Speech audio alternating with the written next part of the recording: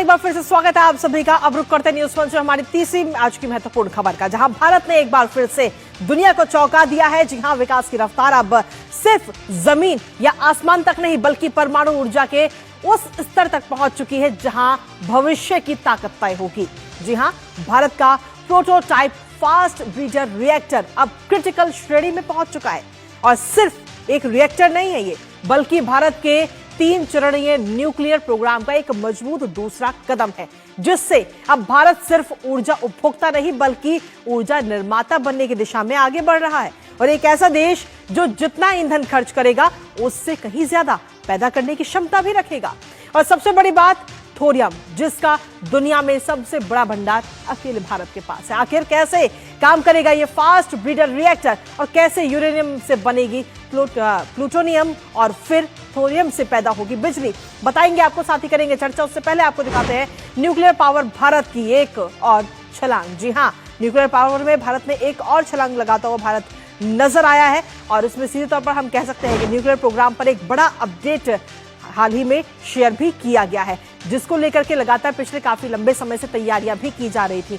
आपको बता दें कि प्रोटोटाइप फास्ट ब्रीडर रिएक्टर अब क्रिटिकल श्रेणी में आ चुका है भारत का, और रिएक्टर परमाणु कार्यक्रम के दूसरे चरण की ये शुरुआत है। भारत की एंट्री अब इसमें हो चुकी है दूसरे चरण में, और भारत के पास खपत से ज्यादा ईंधन पैदा करने की ताकत होगी, क्षमता होगी। और अब थोरियम से भारत जो है वो बिजली को बना पाएगा, जनरेट कर पाएगा। और थोरियम का दुनिया में सबसे बड़ा भंडार भारत के पास है। 25% दुनिया में जितना भंडार है इसका, उसमें से 25% अकेले भारत के पास है। और थोरियम से बिजली बनाने के लिए फास्ट ब्रीडर रिएक्टर की जरूरत होती है, और इसीलिए ये काफी महत्वपूर्ण बताया जा रहा है। इसको लेकर प्रधानमंत्री नरेंद्र मोदी ने वैज्ञानिकों के जज्बे को सलाम भी किया है और सोशल मीडिया पर एक पोस्ट किया, जिसमें उन्होंने लिखा कि आज भारत अपनी असैन्य परमाणु यात्रा में एक निर्णायक कदम उठा रहा है, जिसके साथ ही उसके परमाणु कार्यक्रम का दूसरा चरण भी आगे बढ़ रहा है। आपको बता दें कि स्वदेशी रूप से डिजाइन और निर्मित प्रोटोटाइप फास्ट ब्रीडर रिएक्टर ने क्रिटिकलिटी हासिल कर ली है, और ये उन्नत रिएक्टर जो अपनी खपत से ज्यादा ईंधन उत्पन्न करने में सक्षम है। इसी के साथ हमारे सहयोगी दीपक रावत इस वक्त जुड़ गए हैं ताजा अपडेट के साथ। सीधा उनका रुख करते हैं। दीपक, आखिर ये कैसे काम करेगा और इससे किस तरीके से बिजली की बचत भी होगी, और भारत किस तरीके से आत्मनिर्भर इसमें बनेगा?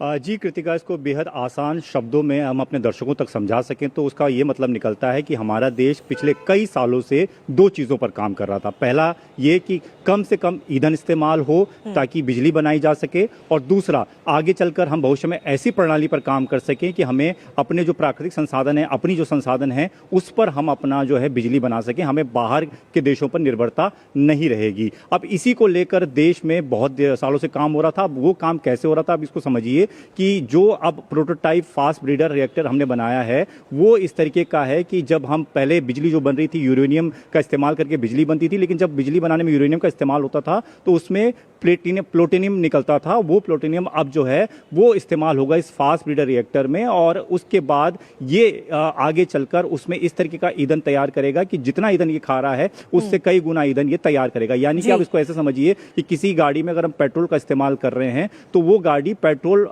तो यूज कर ही रही है गाड़ी चलने में, लेकिन वो पेट्रोल और बना भी रही है। यानी कि इससे बहुत ज्यादा उपयोगिता ये बढ़ जाएगी कि जितना ईंधन हम इस्तेमाल करेंगे बिजली बनाने में, उतना ही ईंधन ये प्रोड्यूस भी करेगा, और वही ईंधन आगे चलकर काम करेगा थोरियम के साथ मिलकर। ये रिएक्टर जो काम करेगा, फास्ट ब्रीडर रिएक्टर जो है, और उसके बाद जो थोरियम पर हमारा जो उत्पादन है बिजली का वो बढ़ जाएगा, क्योंकि थोरियम हमारे देश में प्रचुर मात्रा में है। तो इसलिए एक तरीके से निर्भरता पूरे देशों में खत्म हो जाएगी। ईंधन जो हमारे पास है वही ईंधन आगे और ईंधन प्रोड्यूस करता रहेगा, तो उस पर कोई दिक्कत नहीं आएगी। सबसे बड़ा फायदा क्या होगा इसको भी समझिए कि हमारी बिजली सस्ती होगी, स्थिर होगी, साफ बिजली होगी, इसमें किसी प्रकार का कोई पोल्यूशन नहीं होगा, और लोगों जो दूसरे देशों में जो हमारी निर्भरता है वो पूरी तरह से खत्म हो जाएगी। बिल्कुल, बहुत बहुत शुक्रिया दीपक, तमाम अपडेट्स और जानकारी हमारे साथ साझा करने के लिए, इस महत्वपूर्ण खबर से जुड़ी और बेहद आसान भाषा में इसे समझाने के लिए। इसके साथ ही